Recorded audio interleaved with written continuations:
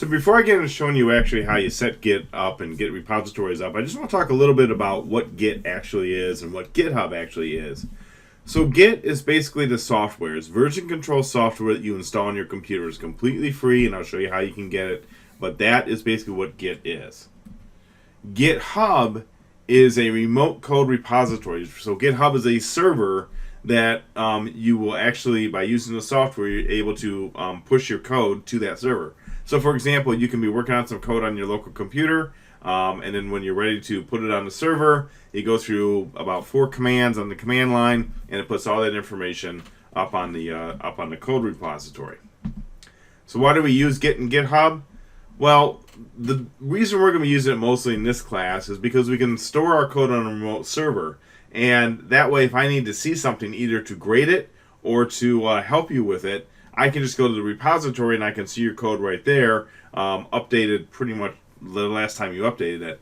And that's a lot easier than you trying to email it to me and mess around with all that. Plus, some of the code projects will be so big you can't email them to me. They're just too big. So by putting them on GitHub, I'm able to just go to your GitHub account, look at the code. I can also download the code from your GitHub account and run it on my computer if I need to evaluate it further or check for a specific area you have. So I've been using GitHub now in my classes for quite a few years, and it has turned out to be absolutely a game changer. It makes things a lot easier to be able to manage. The other thing is version control and code repositories are used by just about all programming companies. It's out there everywhere, and a computer science student should have at least some idea of what it's like to work with one. And considering Git and GitHub are free, and one of the most popular, they make it a pretty easy choice. So how does it work? Well, the way it works is you first install Git on your computer. Mac, PC, Linux, it doesn't matter. You install Git on your computer. Then you go over to GitHub. Notice it's 2 different things. You go over to GitHub and you create a GitHub account. Once you create a GitHub account, you create a repository in your GitHub account. So a GitHub account can have multiple repositories. Okay, you have one account, but you can have multiple repositories.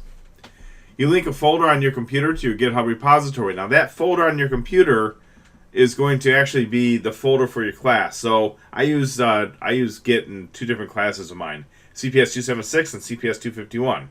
So you would have a folder on your computer called, say, CPS 276 or CPS 251, and that would contain all the projects and assignments, assignments that you did in that class. And then all you have to do is just, from within that folder, do 4 simple commands in your command line, which I'll talk about what that is, and it will push all that information right to your repository. And you can do that as many times as you want, because all it does is just updates the code files.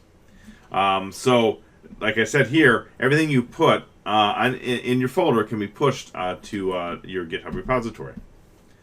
A typical folder setup on your computer would be something like this. You would have a main folder named after your class, like CPS 276 or 251. And then you have a subfolder named projects or assignments, whatever you want to name it. And then inside of that, you would have a folder for, say, assignment 1 or project 1. And then you have another one for assignment 2 or project 2. And that way, you have all these folders in one spot on your computer, and it's very easy. You can push all of them up to your project repository, and the same structure will be kept on GitHub as well. And it makes it very easy to do, very easy to manage. There's no reason to have stuff. I've seen students have stuff all over their computers in different locations. That's a really bad practice. And then they're instead of following along with what I suggest, they try to manually put stuff up there by dragging and dropping and all this other stuff. Not necessary at all. This is a very simple way to do it.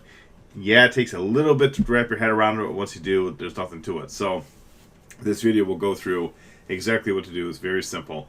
But this is how I want you to set things up. Okay, keep your work organized. Don't have it just scattered all over the place, because it's just going to make your life this semester a lot worse. So, sync into repository. Actually very easy. And I'm right here. Anytime, you can easily sync your folders and files to your repository using 4 simple commands.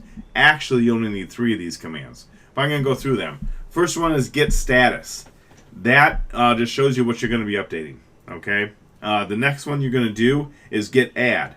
Now, if you never do get status, that's fine. That's the one optional one. But git add you must do, and it is git add space dot. So you can see the way I wrote it right here. Git add space dot. That basically means that all the updates that you have, you're just going to push them all up there. That's the easiest way to do it. There's other commands. There's a bunch of others you can write, but git add space dot is pretty much the one that will do everything. That's what you want to use. Once you do that, you write git commit, and then you go -m, and then in quotes, you write whatever you want that commit to be. You know what? Because I do it so often, I usually just, in that some text area, I just write something like updates or something like that. I don't make it very specific. And what that will do is that will put everything into the queue, and you just go git push origin, and it pushes all the changes right to the repository, and that's it. Also, all these commands are written in lowercase. I wrote them in uppercase on the slide because that's what the slide was doing, but basically it's all lowercase. And once you do the git push origin, once you do that, it basically takes that and it pushes everything right to the server, and that's it. And that's the way you sync it. So it's a very, very simple process.